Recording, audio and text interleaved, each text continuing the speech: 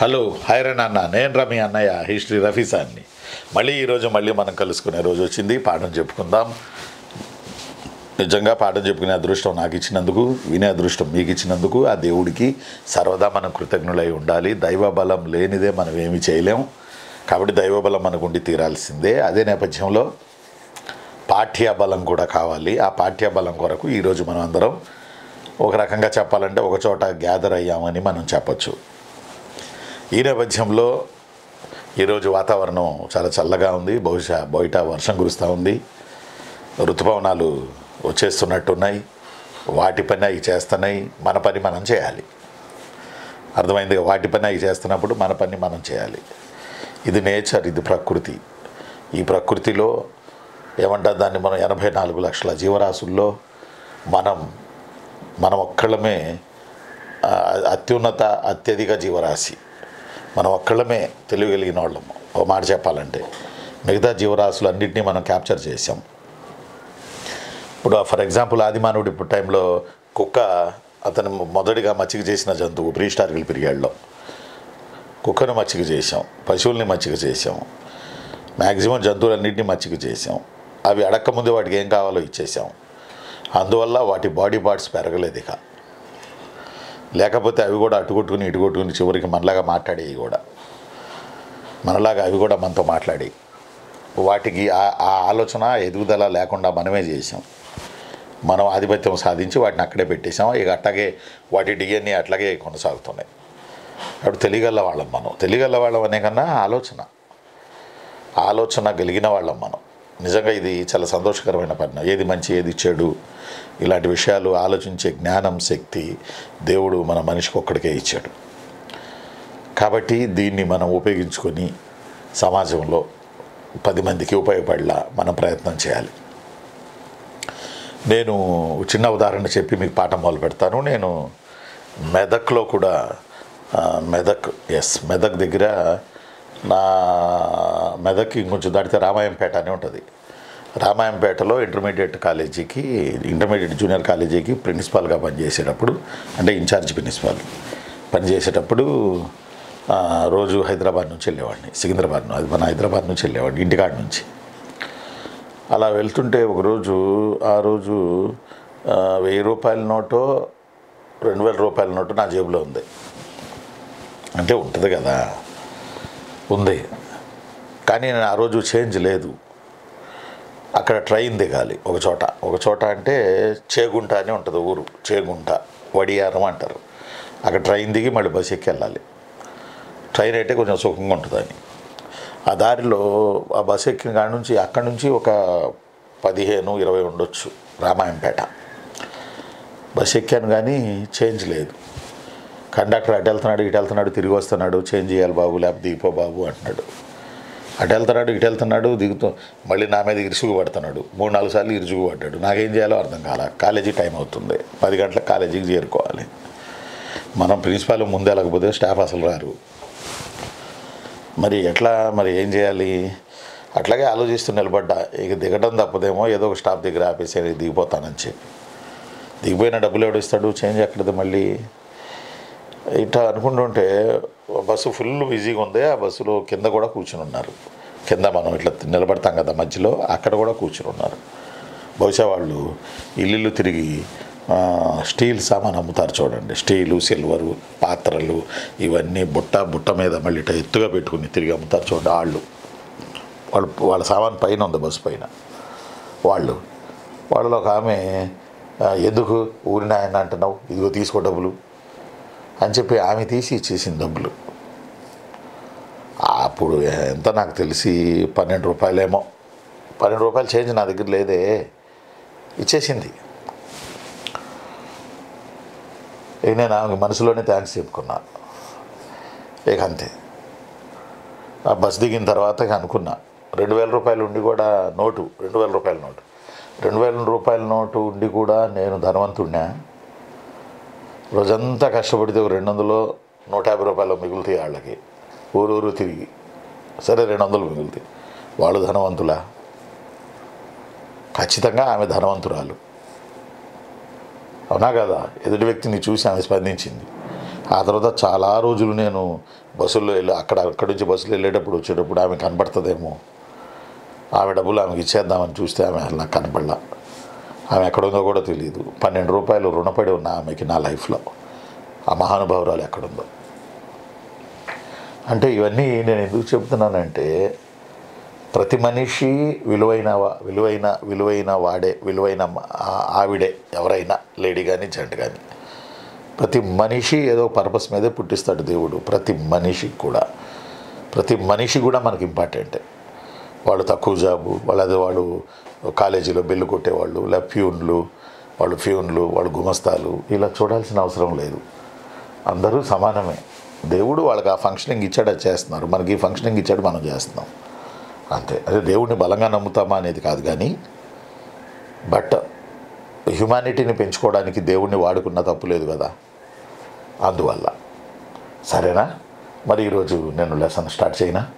నేను మీ అన్నయ్య history Rafi sir యూనివర్స్లో నక్షత్రాల మీరు మెరుస్తూ ఉన్నారు. ఈ మెరుపు యొక్క కాంతిని సమాజానికి మీరు పంచాలి. సరే, మరి మనం నిన్న కుతుబ్ షాహీలు రిలేటెడ్ విత్ ఏపీ పార్ట్ 1 చెప్పాం. కుతుబ్ షాహీలు రిలేటెడ్ విత్ ఏపీ పార్ట్ 1 చెప్పాం. మనం ఈరోజు పార్ట్ 2 చెప్తున్నాం. కుతుబ్ షాహీ రాజ్యంతో పొలిటికల్గా ఏపీ హిస్టరీ వరకు ఎలా రిలేటెడ్ అయి ఉందనేది నిన్న మనం లెసన్లో చెప్పుకోవడం జరిగింది. ఎలా ఇబ్రహీం కులీ కుతుబ్ షా కాలానికి ఆంధ్ర వెళ్ళింది, ఆ తర్వాత మహమ్మద్ కులీ కుతుబ్ షా కాలానికి పోర్చుగీసులు ఎలా వచ్చారు, డచ్ వాళ్ళు ఎలా వచ్చారు, అలానే బ్రిటిష్ వాళ్ళు ఎలా వచ్చారు, ఫ్రెంచ్ వాళ్ళు ఎలా వచ్చారు, వాళ్ళకి స్థావరాలు ఏర్పాటు చేసుకోవడానికి అవకాశం ఇచ్చింది ఎవరు, అలానే గోల్డెన్ ఫర్మానాలు బ్రిటిష్ వాళ్ళకి జారీ చేసింది ఎవరు, ఇలా నేపథ్యం, ఇలా మచిలీపట్నం తోటి కుతుబ్ షాహీలకి, బ్రిటిష్ వాళ్ళకి, ఆ తర్వాత ఫ్రెంచ్ వాళ్ళకి ఇలా రిలేషన్స్ నడుస్తూ ఉన్నాయి. ఆ తర్వాత లాస్ట్లో గోల్కొండ కుతుబ్ షాహీ రాజు ఒక ఆయన వచ్చాడు. ఆయన పేరు అబుల్ హాసన్ తానీషా అని ఆయన వచ్చాడు. ఈ అబుల్ హాసన్ తానీషా వచ్చేటప్పటికి ఓ రకంగా చెప్పాలంటే భద్రాద్రి రామదాసు లేదా కంచర్ల గోపన్న, ఇతను పాల్వంచ పరగణాకి తహసీల్దార్గా పనిచేసేవాడు. పాల్వంచ పరగణాకి ఆ డబ్బులన్నీ తీసుకొచ్చి రాముడికి రామాలయాన్ని కట్టి ఖర్చు పెట్టేశాడు ఆయన. అప్పుడు అబుల్ హాసన్ తానీషా ఆయన ఇతనిని గోల్కొండ కోటకు తీసుకువెళ్ళి శిక్షించి బందీఖానాలో పెట్టాడు భక్త రామదాస్ని. ఆ తర్వాత ఆ రోజు రాత్రి అబుల్ హాసన్ తానీషాకి శ్రీరాముల వారు కల్లో కనపడి ఆ అమౌంట్ అంతా ఇచ్చేసి అతన్ని విడిపించుకున్నట్టుగా మనకి బలమైనటువంటి విశ్వాసం ఉంది. కాబట్టి ఇలాంటి నేపథ్యంలో ఇబ్రహీం కులీ కుతుబ్ షా భాగీరథిని పెళ్ళాడారు, వాళ్ళ అబ్బాయి మహమ్మద్ కులీ కుతుబ్ షా భాగమతిని పెళ్ళాడారు. అలానే హిందూ సంస్కృతి, కవులు, కళాకారులు, పొన్నెగంటి తెలగనారీయుడు, కందుకూరి రుద్ర కవి, ఇలా ఫేమస్ పోయిట్సు, అలానే మొగ పదాలకర్త క్షేత్రయ్య, వేమన, ఇలా సొసైటీలో ఒక రకమైనటువంటి కల్చర్ నడుస్తూ ఉంది. ఆ రోజు సొసైటీలో ఒక రకమైనటువంటి కల్చర్ ఆ రోజులో నడుస్తూ ఉంది. ఈ కల్చర్ నేపథ్యంలో ఔరంగజేబు ఢిల్లీని పరిపాలిస్తున్నటువంటి వేళ, ఔరంగజేబు అప్పుడే 1686లో బిజాపూర్ని ఆక్రమించుకున్నాడు. మీకు తెలుసు, 5 బహుమని రాజ్యాల్లో తల్లికోట యుద్ధం తర్వాత బిజాపూరు బీదర్ని ఆక్రమించుకుంది, అహ్మద్నగర్ బీరార్ని ఆక్రమించుకుంది. ఫలితంగా 3 మిగిలాయి. ఏ 3? గోల్కొండ ఒకటి, బిజాపూర్ ఒకటి, అహ్మద్నగర్ ఒకటి. రైట్. అహ్మద్నగర్ని షాజహాన్ ఆక్రమించుకున్నాడు. ఆ తర్వాత బిజాపూర్ని ఈయన ఆక్రమించుకున్నాడు, ఎవరు? ఔరంగజేబు. ఇక నెక్స్ట్ మిగిలింది గోల్కొండ. 1687లో ఔరంగజేబు గోల్కొండను కూడా ఆక్రమించేశాడు. మొఘలాయుల రాజ్యంతో పాటు మనం కూడా కోస్తా ఆంధ్ర, తెలంగాణ అంతా కూడా మొఘల్ రాజ్యంలోకి వెళ్ళిపోయింది. మొఘలులు కూడా కొన్నాళ్ళు ఆంధ్రాని పరిపాలన చేశారు. లైటు తెలంగాణలో ఎక్కువ, ఆంధ్రాని మొఘలాయిస్ కూడా పరిపాలన చేశారు. అయితే నేను ఇక్కడ చెప్పే ప్రధాన ఉద్దేశం ఒకటి ఉంది. అదేంటంటే, గోల్కొండ కుతుబ్ షాహీలు హిందూయిజానికి విపరీతమైనటువంటి ప్రాధాన్యం ఇచ్చారు. గోల్కొండ కుతుబ్ షాహీలు బేసికల్లీ షియా మతస్థులు. షియా మతస్థులు అయినా లోకల్ నేటివిటీని దృష్టిలో పెట్టుకుని వాళ్ళు మన తెలుగు సంస్కృతికి, భాషకు, సాహిత్యాలకి, కల్చర్కి, టెంపుల్స్కి ఎంత ప్రాధాన్యత ఇవ్వాలో అంత ప్రాధాన్యత వాళ్ళు ఇచ్చారు. అందువల్లే తెలుగు సుల్తానులు అని పిలుస్తారు కుతుబ్ షాహీల్ని. తెలుగు సుల్తానులు అని పిలుస్తారు బ్రిటిష్ మన కుతుబ్ షాహీల్ని. ఇబ్రహీం కులీ కుతుబ్ షాని మల్కిబరామా అని పిలుస్తారు. ఒక ముస్లిం పాలకుడిని రాముడితో పోల్చామంటే మనది ఎంత గొప్ప సంస్కృతి, ఎంత పెద్ద మనస్సు మనది. ఒకసారి ఆలోచన చేయండి. వాళ్ళు కూడా అంతే గొప్పగా పరిపాలన చేశారు కుతుబ్ షాహీలు. అసలు వీళ్ళు బేసికలీ ఇరాన్ నుంచి వచ్చారు, పర్షియా నుంచి వచ్చారు. అందువల్లే మనకి హైదరాబాద్లో ఎక్కడ చూడు, ఏ హోటల్ చూడు, ఇరానీ చాయ్ అని ఉంటుంది. 2 బిస్కెట్లు ఇరానీ చాయ్ తాగి బతుకుతారంతే. చాలామంది ఆటో డ్రైవర్లు మధ్యాహ్నం అన్నం తినరు, ఇరానీ చాయ్ 2 బిస్కెట్లు తినేసి సాయంత్రం వరకు ఆటో తోలుకుంటారు. పొద్దున్నే లేచి ఇరానీ చాయ్ తాగుతారు. ఉస్మానియా బిస్కెట్, ఇరానీ చాయ్, ఉస్మానియా బిస్కెట్లు, ఇరానీ చాయ్, ఇది ఫేమస్. అలాగే చార్మినార్ కానీ ఇంకోటి కానీ ఇండో పర్షియన్ స్టైల్లో కట్టబడ్డాయి. అందువల్ల మీకు కుతుబ్ షాహీలు ఒక మాట చెప్పాలంటే పాత బస్తీలో హైదరాబాద్లో పాత బస్తీలో ఉండే వాళ్ళందరూ కుతుబ్ షాహీలకి చెందిన వాళ్ళే. కుతుబ్ షాహీలు ఇరాన్ నుంచి వచ్చారు. ఇరాన్లోని ఇసఫహాన్ అనే పట్టణం లాగానే హైదరాబాద్ పట్టణాన్ని మహమ్మద్ కులీ కుతుబ్ షా కట్టాడు. గోల్కొండ తర్వాత హైదరాబాద్ని కట్టాడు ఆయన. గోల్కొండలో జనాలు ఎక్కువైపోయి ఫ్లోటింగ్ ఎక్కువైపోవడం వల్ల కుతుబ్ షాహీల ఫస్ట్ రాజధాని గోల్కొండ. ఫ్లోటింగ్ ఎక్కువైపోవడం వల్ల తను తన భార్య భాగమతి ఇద్దరు కలిసి నూతన నగరం హైదరాబాద్కి కొబ్బరికాయ కొట్టి స్టార్ట్ చేశారు. మహమ్మద్ కులీ కుతుబ్ షానే హైదరాబాద్ కట్టింది. భాగమతిని పెళ్లి చేసుకున్న తర్వాత ఆమె ఇష్టంతోనే మహమ్మద్ కులీ కుతుబ్ షా హైదర్ మహల్ అని పేరు మార్చాడు. పేరు మార్చి నిఖా చేసుకున్నాడు. హైదర్ మహల్ అని పేరు మార్చుకుని ఆ హైదర్ మహల్ పేరిటే హైదరాబాద్. హైదర్ మహల్ పేరిటే ఆమె పేరిటే భాగమతి పేరు హైదర్ మహల్ పేరిటే హైదరాబాద్. హైదర్ మహల్ అంటే బిల్డింగ్ అనుకునేరు పేరు, బిల్డింగ్ కాదు, ఇక్కడ మనిషి పేరు. ఈ హైదరాబాద్ నగరాన్ని మహమ్మద్ కులీ కుతుబ్ షా స్టార్ట్ చేసేటప్పుడు, ఆ కొబ్బరికాయ కొట్టేటప్పుడు, ఈ నగరం చెరువులో చేప పిల్లలు ఎలా అయితే ఫుల్లుగా కిటకిటలాడతాయో అలా ఈ నగరానికి జనాలు రావాలని, వాళ్ళు ఏ ప్రాంతం నుంచి వచ్చినా ఈ నగరంలో సుఖ సంతోషాలతో అనుభవించాలని, ఈ నగరంలో వాళ్ళందరూ ఆయురారోగ్యాలతో ఉండాలని, చెరువులో చేప పిల్లలాగా జనాలు విస్తరణ ఈ నగరంలో జరగాలని నేను కొబ్బరికాయ కొడుతున్నాను అని చెప్పి శంకుస్థాపన చేశాడట మహమ్మద్ కులీ కుతుబ్ షా. నిజానికి ఈరోజు హైదరాబాద్ అదే కదా, ఎటు వెళ్ళినా 50 కిలోమీటర్లు ఉంది. అసలుగా సరిహద్దులు లేకుండా పెరుగుతుంది హైదరాబాద్. ఎందుకంటే ఆ నేపథ్యం హైదరాబాద్కు ఉంది. ఒక్క రోజులో కట్టింది కాదు హైదరాబాద్. సుమారు 450 ఏళ్ళు అవుతుంది హైదరాబాద్ కట్టి. మెల్లమెల్లగా ఒక రోజు రామోజీ ఫిలిం సిటీ ఊరు బయట ఉండేది.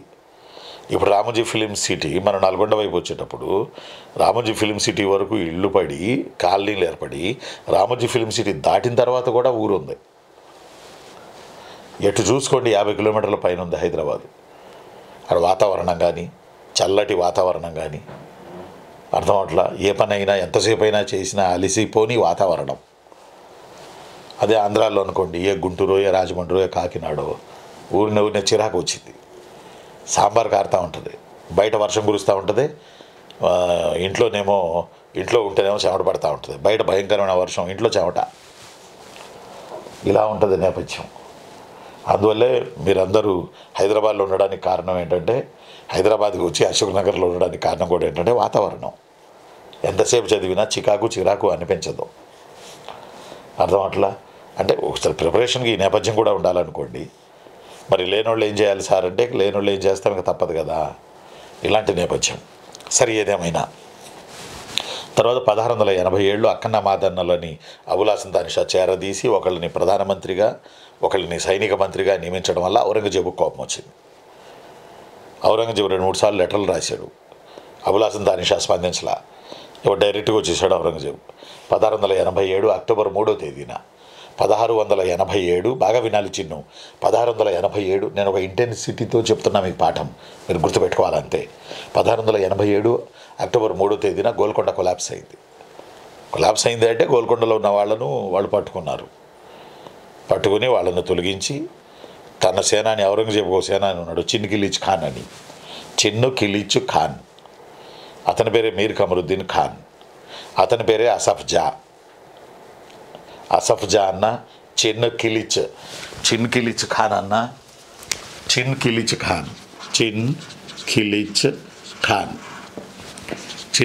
ఖాన్ అన్న, అసఫ్ జా అన్న, మీర్ కమరుద్దీన్ ఖాన్ అన్న, ఈ ముగ్గురు ఒక అతని పేరే. అతనే నిజాం ఉల్ ముల్క్, ఫస్ట్ నిజాం నవాబు. నిజాం షాహీలు వేరు, నిజాం నవాబులు వేరు, చాలాసార్లు చెప్పాను మీకు. నిజాం షాహీలు అహ్మద్ నగర్, అదే బహుమనీల్లో బ్యాచ్ అది. నిజాం షాహీలాళ్ళు, ఇతను ఈ మనోళ్ళు నిజాం నవాబులు. ఆ చిన్ కిలిచ్ ఖానే, ఆ అసఫ్ జానే, ఆ మీర్ కమరుద్దీన్ ఖానే నిజాముల్ ముల్క్గా అయి 1724లో స్వతంత్ర హైదరాబాద్ రాష్ట్రాన్ని ఏర్పాటు చేసుకున్నాడు. మొఘలాయులను ధిక్కరించి మొఘలాయుల్ని తోసేసి ఆ రోజు నుంచి సుమారు 224 సంవత్సరాలు నిజాం నవాబులు పరిపాలించారు కుతుబ్ షాహీల తర్వాత. ఈలోగా 224, వాళ్ళకు 175, ఇంచుమించు 600 ఏళ్ళు. మధ్యలో మొఘలాయులు ఒక 50, ఇంచుమించు 650 ఏళ్ళు పైచిలకు ముస్లింలు మనల్ని, ఏపీని కూడా పరిపాలన చేశారు. ఎస్, ఇండియాని 1000 సంవత్సరాలు పరిపాలించారు ముస్లింలు, మనల్ని 650 సంవత్సరాలు పరిపాలించారు. అది కుతుబ్ షాహీల రూపంలో, నిజాం నవాబుల రూపంలో. కాబట్టి కుతుబ్ షాహీ రాజ్యాన్ని ఔరంగజేబు అంటే మొఘలాయిలు సున్నీలు, కుతుబ్ షాహీలు షియాలు. ఇది కూడా పడల ఔరంగజేబుకి. అరే మీరు సున్నీలోకి మారండి అనడం, అక్కన మాదాన్నాలని ఎలా పోషిస్తారని అనడం, ఇవన్నీ మనసులో పెట్టుకుని అతనికి గోల్కొండ, వజ్రాలు. గోల్కొండ ఆ రోజుల్లో డైమండ్ ఇండస్ట్రీ, వజ్రాల పరిశ్రమ. మీకు మన హైదరాబాద్లో కార్వాన్ అని ఉంటుంది. మన హైదరాబాద్లో కార్వాన్లో వజ్రాలకి మెరుగులు పెట్టేవాళ్ళంట. గోల్కొండ కోటలో వర్షం కురిసి వేలిస్తే మెరిసే వజ్రాలు దొరికాయి. ఆ వజ్రాలను కార్వాన్లో సానపట్టి కోట్ల రూపాయల వాల్యూకి అమ్మేవాళ్ళట. గోల్కొండ డైమండ్ ఇండస్ట్రీకి ఫేమస్, వజ్రాల పరిశ్రమ గోల్కొండ. ఎస్, అంటే ఇలాంటి నేపథ్యంలో ఈ ఆర్థిక ఐశ్వర్యాన్ని కూడా దృష్టిలో పెట్టుకుని ఔరంగజేబు 1687 అక్టోబర్ 3న గోల్కొండనేగా పాపం అబుల్ హసన్ తానీ షా తప్పించుకుని పారిపోయాడు.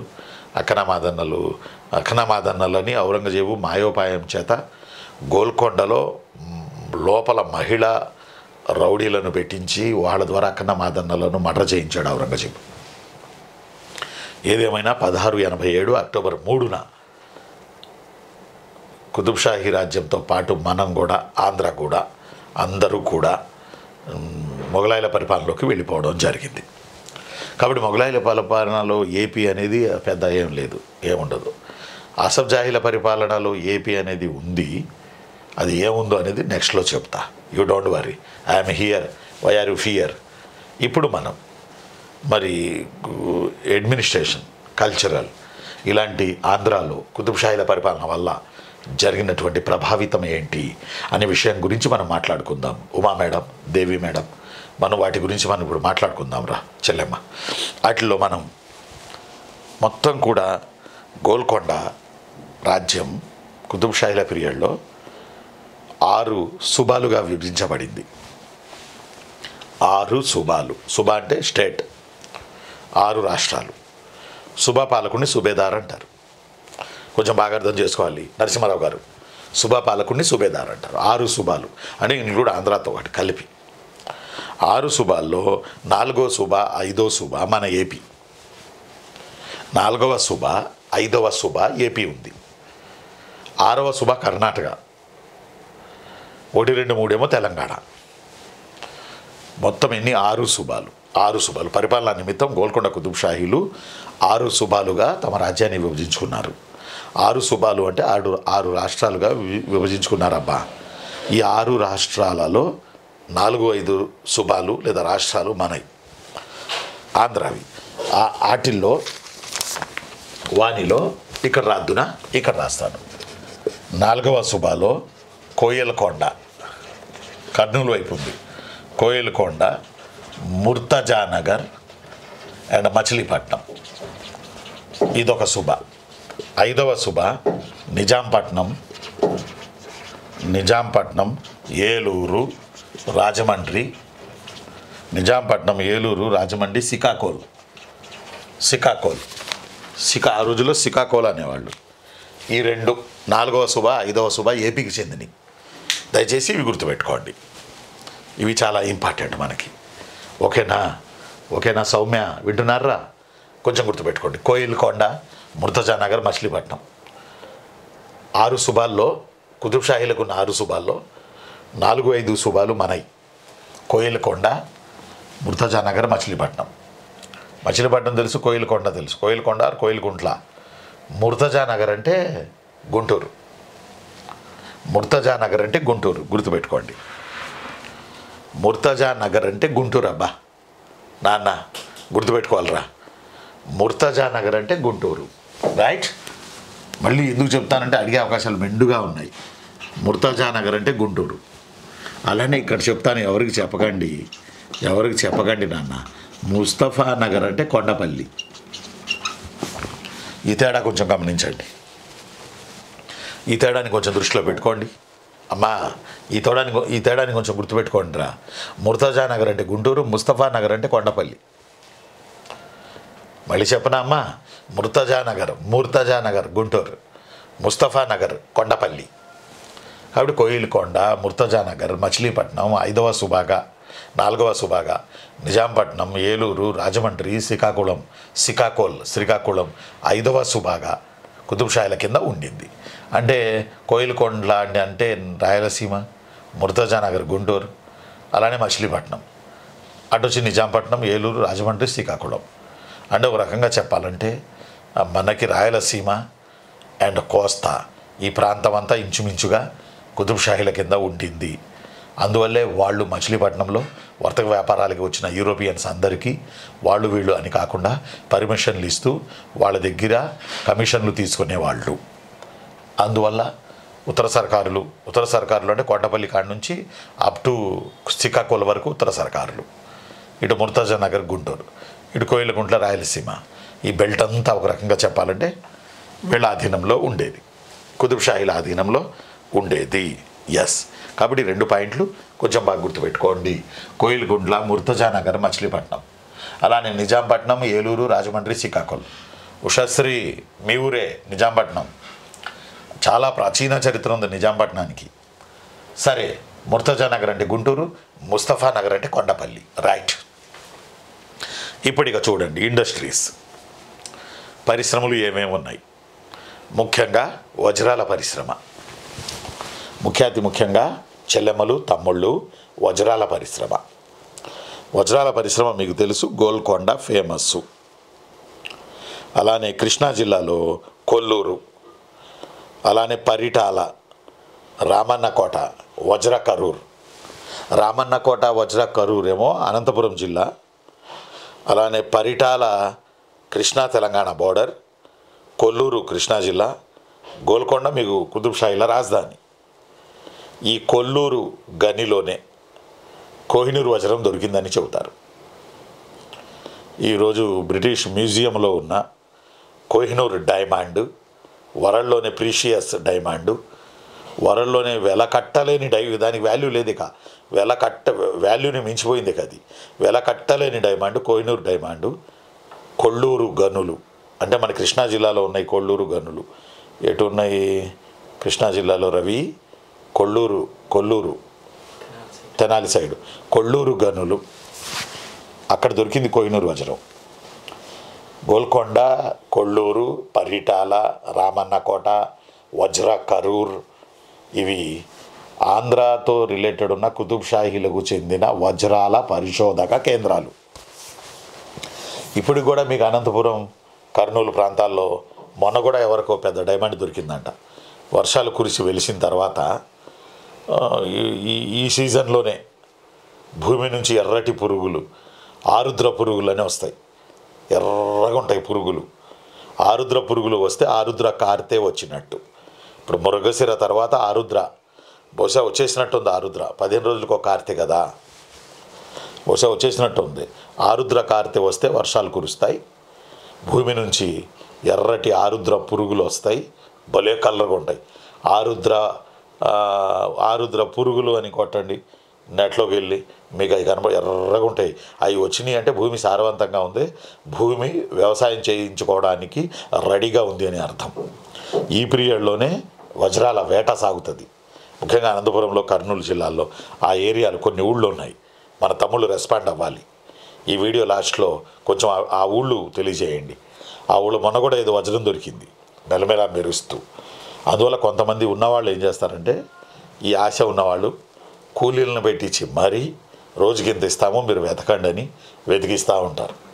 మా పొలాలన్నీ బండబారిపోతున్నాయి, మీరెవర్రా మొగడా, ఎవర్రా మీరంతా అని చెప్పి అక్కడ రైతులు గగ్గులు పెడతారు. ఏదేమైనా వజ్రాలు దొరుకుతాయి, భూమిలో తయారై దొరుకుతాయి. మరి వజ్రాలు Ramannakota, Vajrakarur, Paritala PARI Paritala, then Kollur, then Golconda, ఇవన్నీ కుతుబ్ షాహీల పీరియడ్లో వజ్రాలకు ప్రసిద్ధి. ఆ తదుపరి ఇక ఇంకొకటి మచిలీపట్నం. మీకు తెలుసు మచిలీపట్నం కళంకారి, అలానే మచిలీపట్నం తెరచాపగుడ్డ, మచిలీపట్నం తుపాకీ మందు, మచిలీపట్నం తూటాల తయారీ, మచిలీపట్నం ఓడల నిర్మాణం. ఇంత ఫేమస్ మచిలీపట్నాన్ని శాతవాహనుల పీరియడ్లో మైసోలియా అన్నారు. ఓడల నిర్మాణం జరిగింది మచిలీపట్నంలో. అలానే గన్ పౌడర్, తుపాకీ తూటాలు, కళంకారీ, మస్లిన్ సన్నని దారంతో నేసిన వస్త్రాలు, అలానే తెరచాప గుడ్డలు, లంగర్ వీటి కడతారు కదా, నౌకలకు కడతారుగా పైన తెరచాప గుడ్డలు, ఇవన్నీ మచిలీపట్నంలో తయారయ్యేవి. కాబట్టి కుతుబ్ షాహీల పీరియడ్లో వాళ్ళకున్న ఏకైక ఫేమస్ రేవుపట్నం మచిలీపట్నం. ఎందుకంటే ఎవడొచ్చినా మచిలీపట్నాన్ని టచ్ చేయాల్సిందే. పోర్చుగీస్ వాడు వచ్చినా, డచ్ వాడు వచ్చినా, బ్రిటిష్ వాడు వచ్చినా, ఫ్రెంచ్ వాడు వచ్చినా కుతుబ్ షాహీలు ఉన్నారు కాబట్టి ఆ పీరియడ్లో వీళ్ళు వాళ్ళకి పర్మిషన్ ఇవ్వాల్సిందే. కాబట్టి నేనేం చెప్తానంటే మీకు, కళంకారీ, తెరచాప గుడ్డలు తయారీ, తుపాకీ మందు, తుపాకీ తూటాలు, ఓడల నిర్మాణం, ఈ 5 విషయాలు మచిలీపట్నంలో తయారయ్యేవి. తుపాకీ మందు అంటే తుపాకీ తూటాలు వేరు. గన్ పౌడర్ అంటే సూర్యకారం. గన్ పౌడర్ని తెలుగులో సూర్యకారం అంటారు. సూర్యకారం అంటే గన్ పౌడర్ అంటే సూర్యకారం అంటే ఒక రకంగా పేలుడు శబ్దాన్ని ఇచ్చేది ఈ సూర్యకారం. ఈ సూర్యకారం యాక్చువల్లీ నల్లగొండలో తయారు చేసేవాళ్ళు, మచిలీపట్నం నుంచి ఎగుమతి చేసేవాళ్ళు. సూర్యకారం ఇంగ్లీష్లో రవి, సూర్యకారం ఇంగ్లీష్లో పొటాషియం నైట్రేట్. మీకు ఈజీగా అర్థమై ఉండొచ్చు. పొటాషియం నైట్రేట్ సూర్యకారం అంటే, దాన్నే గన్ పౌడర్ అంటారు. ఇది మందుగుండు అన్నట్టు. తుపాకీలో మరి మందుగుండు వేసి పేలిస్తే పట్టుమని పగులుతుంది. వీటికి ప్రసిద్ధి మచిలీపట్నం. ఆ తర్వాత ఇక మీకు మరో విషయానికి వస్తే మాధవాయపాలెం. నరసాపురం దగ్గర మాధవాయపాలెం అని ఉంది. ఈ మాధవాయపాలెంలో ఓడలు తయారు చేసేవాళ్ళు. Ship making industry there in Madhavayapalem. ఆ ప్రాంత పిల్లలు రెస్పాండ్ అవ్వండి. మాధవాయపాలెం, నరసాపురం, పాలకొల్లు, శృంగవృక్షం, నవడూరు, ఎంపోలవరం, ఈ పిల్లలు ఒకసారి రెస్పాండ్ అవ్వండి. నాకు ఇప్పుడు అవ్వండి, లేకపోతే లాస్ట్లో మనం ప్రశ్నలు సమాధానాలు చెప్పుకుంటాక అక్కడ రెస్పాండ్ అవ్వండి ప్లీజ్. ఇప్పుడు ఎలా ఉంది మాధవాయపాలెం నాకు చెప్పాలి మీరు. మాధవాయపాలెం మిలిటరీ మాధవరం కాదు, మాధవాయపాలెం. ఇక్కడే కదా సర్ థామస్ రో, captain Hawkins, Alexander హిప్పన్, sir Thomas రో, అలెగ్జాండర్ హిప్పన్, కెప్టెన్ విలియం హాకిన్స్, వీళ్ళు ఈ మాధవాయపాలెంలోనే నౌకను కొన్నారు కదా. దానికి గ్లోబ్ అని పేరు పెట్టుకున్నారుగా, దాని ద్వారా సర్వే జరిపారుగా, ఆ సర్వే ద్వారా 16-11లో మహమ్మద్ కులీ కుతుబ్ షా మచిలీపట్నం ఇచ్చాడుగా, ఇదే సర్వేలో వీళ్ళ ముగ్గురికి జహంగీర్ 16-13లో సూరత్ ఇచ్చాడుగా. ఆ నౌక వీళ్ళు ఖరీదు కొంది మాధవాయపాలెం శిల్పుల దగ్గరే, మాధవాయపాలెం నౌకా శిల్పుల దగ్గరే, కాబట్టి మాధవాయపాలెం రైట్. అలానే నర్సాపురం ఆల్సో, నర్సాపురం, మాధవాయపాలెం, మచిలీపట్నం ఓడల నిర్మాణ తయారీ పరిశ్రమగా కుతుబ్ షాల పీరియడ్లో కొనసాగింది. ఎస్. తర్వాత రహదారులు, మరి కుతుబ్ షాహీలేమో హైదరాబాద్లో ఉండే, కుతుబ్ షాహీలేమో గోల్కొండలో ఉండే, మరి అక్కడి నుంచి మచిలీపట్నం దాకా వెళ్ళాలి కదా, వర్తక వ్యాపారాలకి తయారు చేసే వస్తువులు ఆడదాకా తీసుకెళ్ళాలిగా. అక్కడి నుంచి సముద్రాల మీద వెళ్ళిపోయాయి, యూరోప్ కాంటినెంట్కి వెళ్ళిపోయాయి. మరి రహదారి ఏంటి? హైదరాబాద్ తర్వాత నల్గొండ, నల్గొండ తర్వాత కొండపల్లి, కొండపల్లి తర్వాత విజయవాడ, విజయవాడ తర్వాత మచిలీపట్నం. ఇది లైను. అందువల్లే మీకు నేను చెప్పేది ఏం చెప్తున్నానంటే, హైదరాబాద్కి అతి సమీపంలో ఉన్న ఓడరేవు మచిలీపట్నం, కోస్తా తీరం మొత్తం దూరమే, మచిలీపట్నం ఒక్కటే దగ్గర హైదరాబాద్కి. అందువల్లే తెలంగాణ రాష్ట్ర ప్రభుత్వం మచిలీపట్నం ద్వారా మేము కూడా ఎగుమతులు చేసుకుంటాం, అవకాశాలు ఇవ్వండి అని అడుగుతూ ఉన్నారు ఆంధ్రప్రదేశ్ రాష్ట్ర ప్రభుత్వాన్ని. ఇంచుమించు 10 ఏళ్ళ నుంచి అడుగుతూ ఉన్నారు. చూడాలి మరి, ఇప్పుడు గురు శిష్యులు ఉన్నారు కదా, మరి ఏమన్నా ఈ ప్రాజెక్టు వర్కౌట్ అవుతుందేమో చూడాలి. ఎందుకంటే తెలంగాణ ఒక రకంగా ల్యాండ్ లాక్డ్ స్టేట్ అయిపోయింది కదా, తెలంగాణకి ఓడరేవులు లేవు. కాబట్టి ఓడరేవులు ఉంటే రాష్ట్రం అభివృద్ధి చెందుతుంది.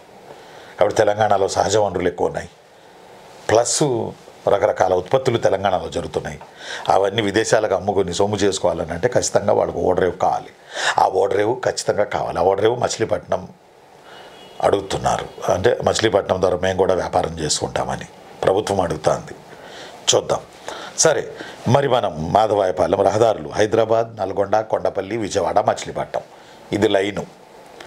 రిటర్న్ లైన్ కూడా ఇది. ఇంకా ఉన్నాయి కానీ రహదారులు ఇది ఇంపార్టెంట్. చెప్పండి నాకు ఈ రహదారి. హైదరాబాదు, దెన్ నల్లగొండ, దెన్ ఏది కొండపల్లి, విజయవాడ పక్కన కొండపల్లి, దెన్ విజయవాడ, దెన్ మచిలీపట్నం. ఇప్పుడు మామూలుగా అయితే హైవే ఎట్లా ఉంది? దిల్సుఖ్ నగర్, తర్వాత వచ్చి నార్కట్పల్లి, నకరికల్లు, ఏది సూర్యాపేట, కోదాడ, నందిగామ, జగ్గైపేట, విజయవాడ, ఇబ్రహీంపట్నం, విజయవాడ, మచిలీపట్నం. ఇప్పుడైతే అప్పుడు అలా కాదు. Hyderabad, Nalgonda, Nalgonda to Kondapalli, Kondapalli to Vijayawada, Vijayawada to Machilipatnam. Right. ఇక ఓడరేవుల విషయానికి వస్తే, కుతుబ్ షాహీలు ఓడరేవులను పెంచి పోషించారు కనుక ఓడరేవుల విషయానికి వస్తే నర్సాపురం, నిజాంపట్నం, పులికాట్, నర్సాపురం, నిజాంపట్నం, పులికాట్ కొంచెం బాగా గుర్తుపెట్టుకోవాలి. ప్రధానమైన నిజాంపట్నం ప్రధానమైన ఓడరేవులు. నర్సాపురం, పులికాట్, నిజాంపట్నం, మచిలీపట్నం. మళ్ళీ చెప్పనా చిన్ను? మచిలీపట్నం, నిజాంపట్నం, పులికాటు, నర్సాపురం. మళ్ళీ చెప్పనా అమ్మ? నర్సాపురం, నిజాంపట్నం, మచిలీపట్నం, పులికాట్. మళ్ళీ చెప్పనా? ఝాన్సీ ఫ్రమ్ తిరుపతి. ఝాన్సీ అమ్మ మళ్ళీ చెప్పనారా? మచిలీపట్నం, నిజాంపట్నం, పులికాటు, బాగా గుర్తుపెట్టుకుని నర్సాపురం, నర్సాపురం, పులికాటు, నిజాంపట్నం, మచిలీపట్నం. ఇవి ఒక రకంగా చెప్పాలంటే ప్రధానమైనటువంటి రేవులు. ఈ రేవులకి సమీపంలోని ఊళ్ళల్లో ఆ రోజుల్లో విపరీతంగా చేనేత కారులు ఉండేవాళ్ళు. వ్యవసాయం తర్వాత చేసే పని అదే. చేనేత కారులు ఉండేవాళ్ళు విపరీతంగా. ఆ చేనేత కారులను వీళ్ళు కొనేసి వాళ్ళకి డేకింతని ఇచ్చి, డేకో నెలకో సంవత్సరానికో కాంట్రాక్ట్ చేసుకొని వాళ్ళందరినీ తమ గిడ్డంగుల్లో తీసుకెళ్ళి కూర్చోబెట్టి రకరకాలైనటువంటి వెరైటీ వస్త్రాలను నేయించేవాళ్ళు. వాటిని తీసుకెళ్ళి యూరోప్ మార్కెట్లో 60 రెట్లు కాదు 100 రెట్ల లాభానికి అమ్మేసుకునేవాళ్ళు.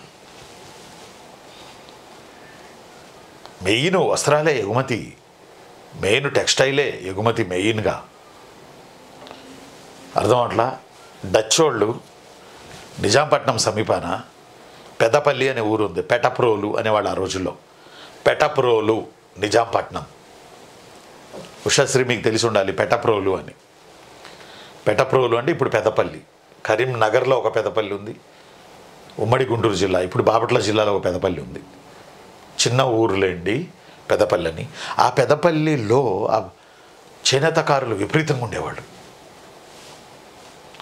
వీళ్ళను ఇంతకి మాట్లాడుకొని వస్త్రాలను తయారు చేసుకునేవాళ్ళు డచ్ వాళ్ళు. ఇది తీసుకెళ్ళి అమ్మేసుకునేవాళ్ళు యూరోప్ మార్కెట్లో.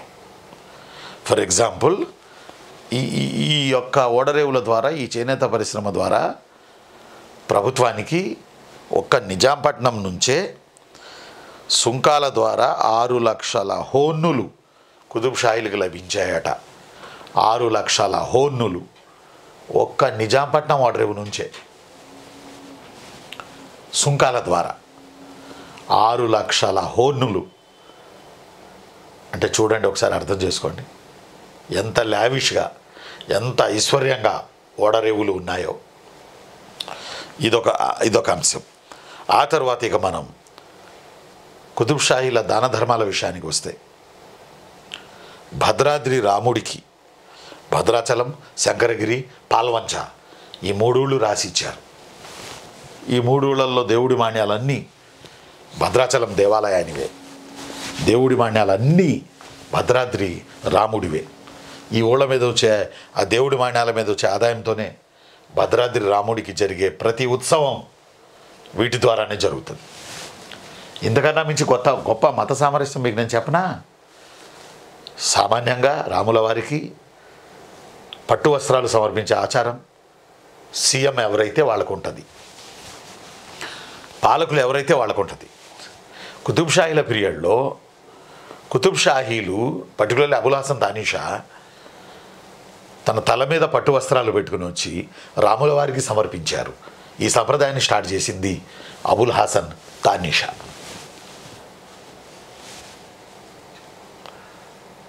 అందువల్లనే కుతుబ్ షాహీలను తెలుగు సుల్తానులు అన్నారు, ఆంధ్ర సుల్తానులు అన్నారు కుతుబ్ షాహీల్ని.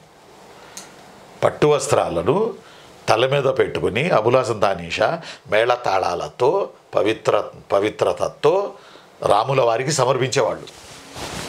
ఎందుకంటే అప్పుడు పాలకులు వాళ్ళు కాబట్టి అసలు ఆ సంప్రదాయం మొదలేసింది అబుల్ హసన్ తానీషా.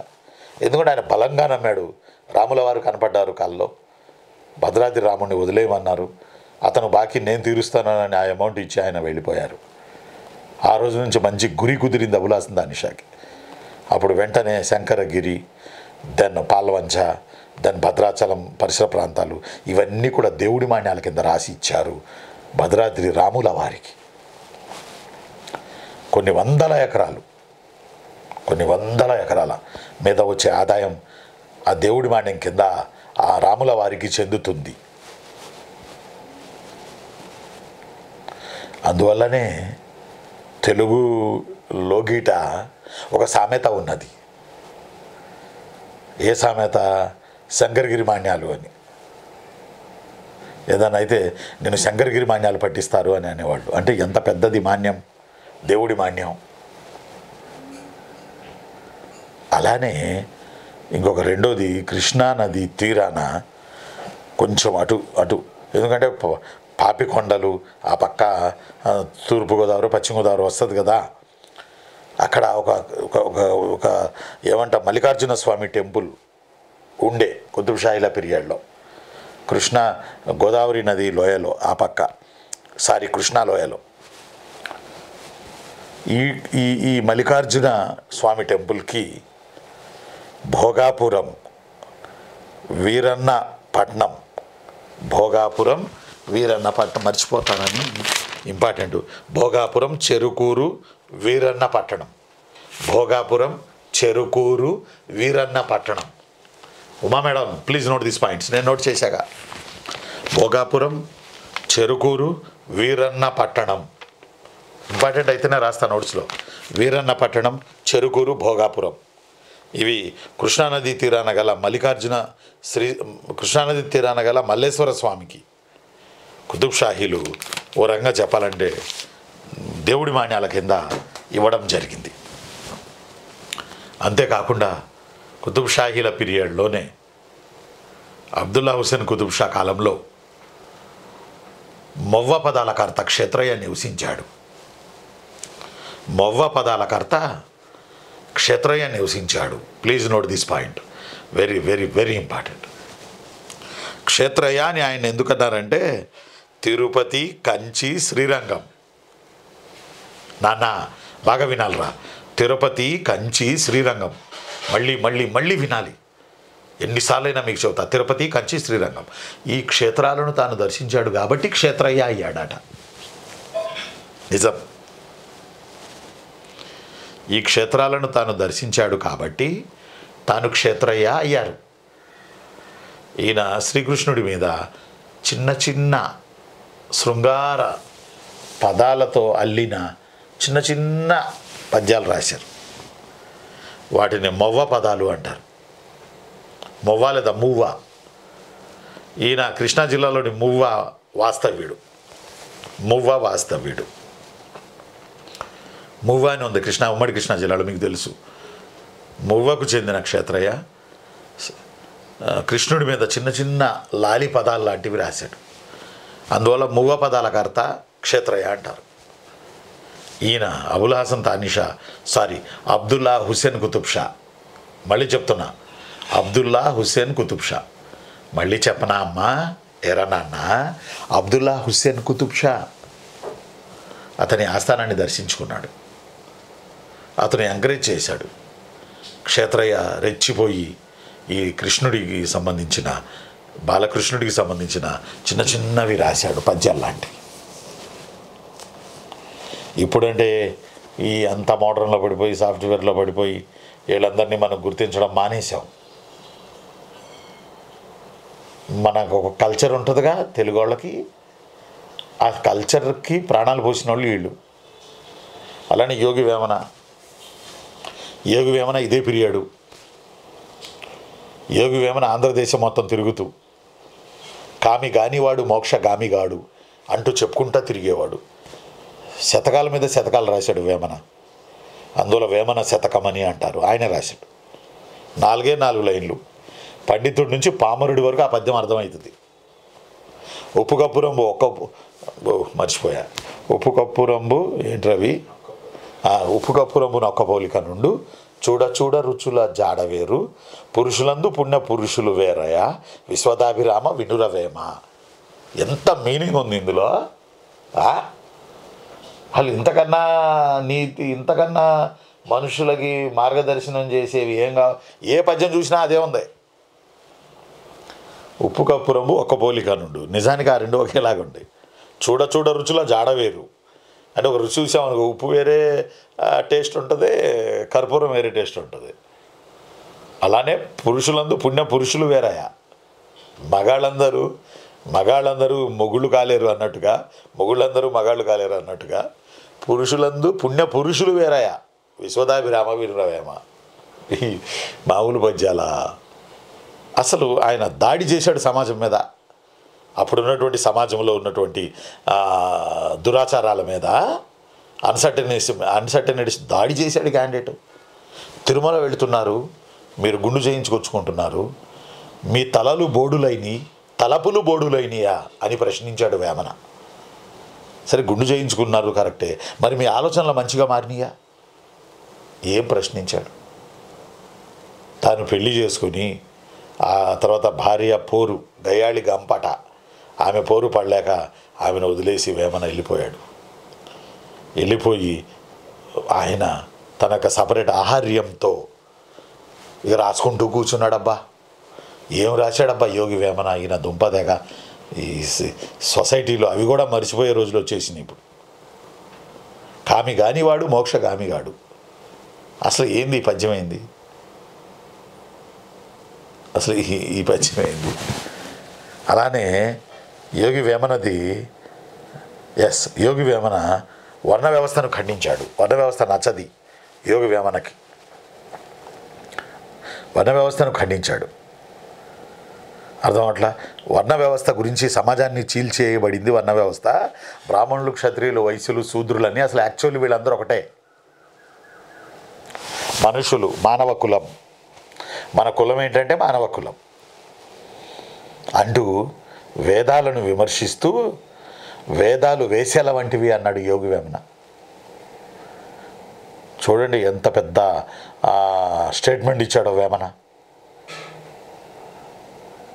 అందువల్ల యోగి వేమన సొసైటీలో ఆ రోజుల్లో హ్యుమానిటీని చెప్పుకుంటా వెళ్ళాడు యోగి వేమన. ప్రతి పద్యం నా స్వామి రంగా ఇరగదీశాడు ఏమన్నా. 4 లైన్లు, చిన్న లైన్లు. చదువుకున్న వాళ్ళకి, చదువు రాని వాళ్ళకి, చదువుకోని వాళ్ళకి అబ్బాబాబాబాబా ఎవరికైనా అర్థమవుతాయి ఆ పద్యాలు. విశ్వదాభిరామ వినురవేమ. అలానే అబులాసన్ దానిష అక్కన్న మాదన్నలతో కలిసి మచిలీపట్నం ఓడరేవుని చూద్దామని బయలుదేరారట. మచిలీపట్నం ఓడరేవుని చూద్దామని. అక్కన్న మాదన్నలు, పెద్ద ఆయన అక్కన్న సైనిక మంత్రి, మాదన్న చిన్నాయన గోల్కొండకు ప్రధాని. వీళ్ళు హనుమకొండ వాస్తవ్యులు, పింగళి వంశస్థులు అక్కన్న మాదన్న. అక్కన్న మాదన్నలు అసలు ఎందుకు ఎలా చేరారు అబులాసన్ దానిష దగ్గర అని అంటే, ఒక ఏలూరు జమీందారు వాసువేలి రావు, ఆ రోజుల్లో కుతుబ్ షాహీల పీరియడ్లో వాసువేలి రావు ఏలూరు జమీందారు. తను పంట పండక కప్పం కాట్ల ఆ జమీందారు గోల్కొండ ఖజానాకి. అప్పుడు నిర్దాక్షిణ్యంగా అబులాసన్ దానిష గోల్కొండకు తీసుకొచ్చి వాసువేలి రావుని ఉరి తీశాడట. రాజ్యం అల్లకల్లోలం అయింది. అరే ఇదేంది, ఇంత గొప్ప లెగసీ ఉన్న కుతుబ్ షాహీలు, అబులాసన్ దానిష పుసుకున ఇంత పెద్ద పని చేశాడేంది, అరే ఇటా ఈ మనిషి ఏంటి అని రాజ్యంలో వ్యతిరేకత బాగా వచ్చింది. అప్పుడు దీన్ని చూసిన, గమనించిన హనుమకొండకు చెందిన పింగళి వంశీయులైన బ్రాహ్మణులైన అక్కన్న మాదన్నలు అసలు రాజుతోనే, సుల్తాన్తోనే మాట్లాడదామని ఇద్దరు బయలుదేరారు. అతి కష్టం మీద అబులాసన్ దానిష అపాయింట్మెంట్ దొరికింది. అతని దగ్గరికి వెళ్ళి గోల్కొండలో, అసలు ఏంటి నీకు బుద్ధి ఉందా, ఎంత పేరుంది మీ లెగసీకి, ఇబ్రాహీం కులీ కానీ, మహమ్మద్ కులీ కానీ, అబ్దుల్లా హుసేన్ కుతుబ్ షా కానీ ఎంత పేరుంది మీకు, ఎందుకు ఇలా చేశారు మీరు అని అబులాసన్ దానిషను ధైర్యంగా నిలదీసి, మీ తప్పులు చెబుతున్నాం మేము, చంపేస్తే చంపేయండి, మేము రెడీగా ఉన్నాం.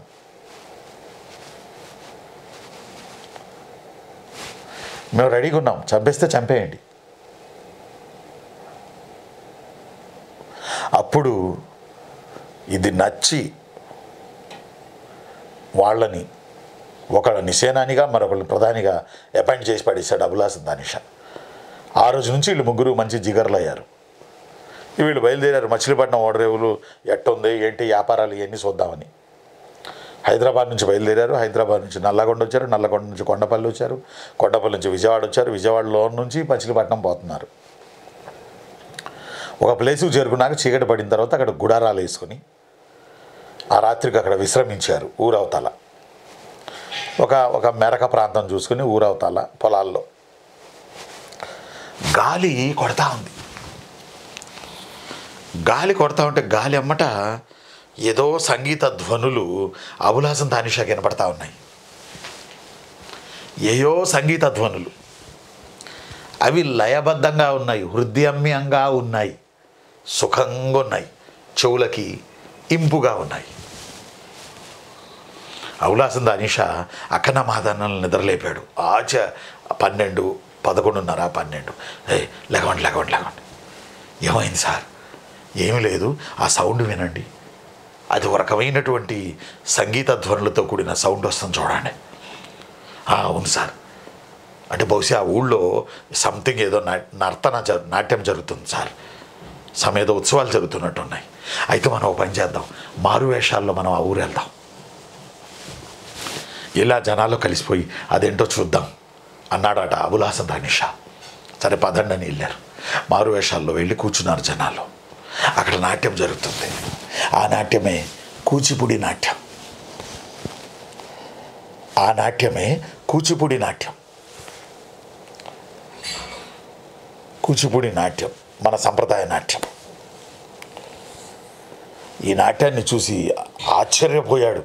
ఆ హావభావాలు, ఆ యొక్క అభినయాలు, ఆ యొక్క నర్తన, ఆ యొక్క లాస్యం ఇవన్నీ చూసి ఆనందపడి ఆ మార్నింగ్ ఆ కూచిపూడి నాట్యకారులకి ఆ కూచిపూడి గ్రామాన్ని అగ్రహారంగా రాసేసి ఈ ఆదాయం అంతా మీరు తీసుకొని ఈ నాట్యాన్ని మీరు అభివృద్ధి చేయండి అని చెప్పి ముందుకు సాగిపోయాడు అబుల్ హసన్ తానీషా అక్కన మాదన్నలతో కలిసి.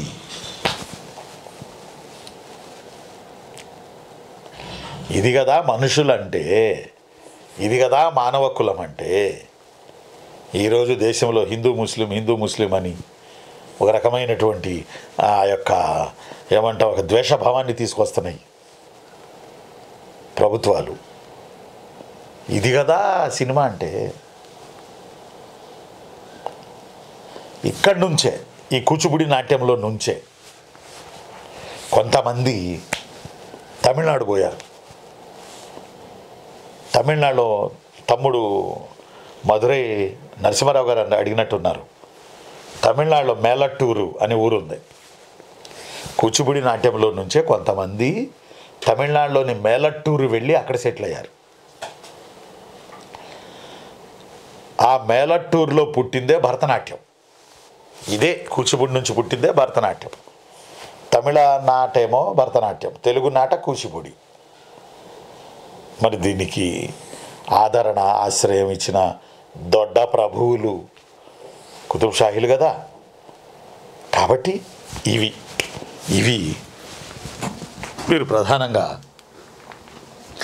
మీరు ప్రధానంగా గుర్తుపెట్టుకోవాల్సిన అంశాలు ఎవరిలో? కుతుబ్ షాహీల్లో. రైట్. కాబట్టి మనకి కుతుబ్ షాహీల మీద ఒక మాట చెప్పాలంటే 2 క్లాసులు పడ్డాయి కుతుబ్ షాహీల మీద. రేపు ఇక మనం ఇంకో టాపిక్కి అంటే కొత్త టాపిక్ షురూ చేయాలి రేపు. అందువల్ల ఇప్పుడు అందులో జొరబడలేము. రేపు స్టార్ట్ చేసి ఆ టాపిక్ చెప్తాం మనం. ఓకేనా? ఇది గుర్తుపెట్టుకోండి. ఇక మనం రేపు కర్ణాటక యుద్ధాలు చెప్పాలి మనం. కర్ణాటక యుద్ధాలు ఏపీ ఎంతవరకు రిలేటెడ్ ఉంది, నిజాం నవాబు అసఫ్ జాహీలు ఎంతవరకు రిలేటెడ్ ఉన్నారు కర్ణాటక యుద్ధాల్లో అనేది మనం చెప్పుకుంటూ, కంపెనీ పాలనలో ఆంధ్రదేశం, సార్వభౌముడి థర్డ్ చాప్టర్లో సార్వభౌముడి పాలనలో ఆంధ్రదేశం, సిపాయిల తిరుగుబాటు ఆంధ్రదేశం, సామాజిక సంస్కరణ ఉద్యమాలు Kandukuri Veeresalingam, after that AP freedom movement, ఇట్లా మనం 3వ చాప్టర్లోకి వెళ్ళిపోతాం. 4-5 చిన్న చాప్టర్లని మీకు నేను చెప్పాను. కాబట్టి ఇది కుతుబ్ షాహీలు related with AP part 1 part 2. ఓకేనా అమ్మా? ఈ గుర్తుపెట్టుకోండి. ఎందుకంటే మనం ఓ రకంగా చెప్పాలంటే కీన్ అబ్జర్వేషన్ చేసి ఏవి అడగడానికి ఛాన్స్ ఉంది ఏపీ హిస్టరీ కింద కుతుబ్ షాహీలు అనేది మనం చెప్పడం జరిగింది. నేను ఎప్పుడు ఎక్కడ ఇది చెప్పలా. మీ రెస్పాండ్ని చూసి ఏదో ఇది కూడా దీన్ని పరిశోధించా ఈరోజు చెప్పి మ్యాక్సిమం అసలు ఏపీ హిస్టరీ కింద ఈ పాఠం లేదు, నేను చెప్పలేదు కూడా ఎక్కడ. మీ వల్ల, మీ రెస్పాండ్ వల్ల, మీ సంతోషం వల్ల, మీ ఇష్టం వల్ల ఈ 2 రోజులు ఈ పాఠం నేను చెప్పాల్సిన పరిస్థితి వచ్చింది. కారణం నేను కూడా సంతోషపడ్డా. ఒక కొత్త వ్యూ, ఒక కొత్త కిటికీని తెరిచాం ఈరోజు మనం అని. కాబట్టి వీటిల్లో 2-3 బిట్లు మనకి వస్తాయి. 2 అయితే తగ్గవు ఈ టాపిక్ మీద. ఓకేనా?